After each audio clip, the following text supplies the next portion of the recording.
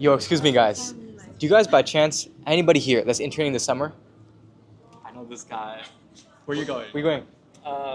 I'm an incoming SDE at Apple. At Apple? Do you, by chance, for a minute, I go around the country just interviewing the top students about their industry advice for other students who want to break into the industry and democratize that for people. Would you be down to share your advice? Sure. I'm about to go to class though. I can walk with you.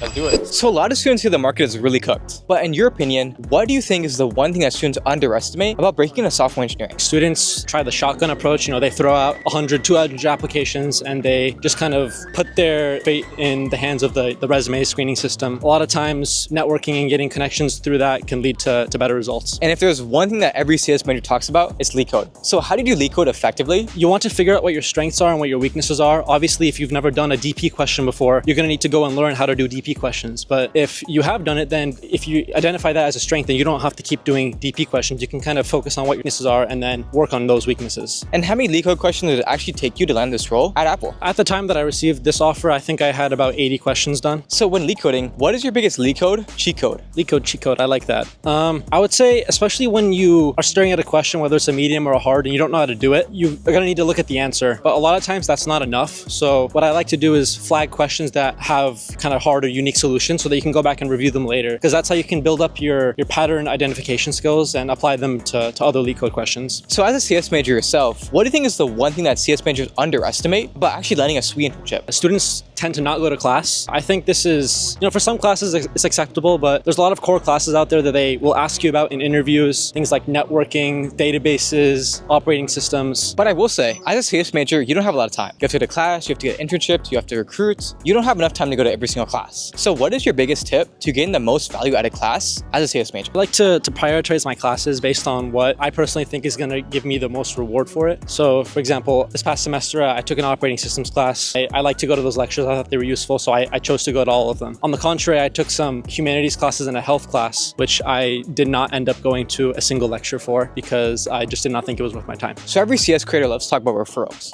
and how important they are. So what is your biggest tip to secure a referral? And more importantly, did you actually need one to get Apple? My biggest tip to actually get a referral is to make like a meaningful connection to someone. Like if you just message some random person out there, the chances that they respond to you are pretty low. But let's say you have a school alumni, a family friend, something like that, they could probably give you a referral. I did have a referral in applying to Apple, but I'm not too sure of how much it actually helped me get it.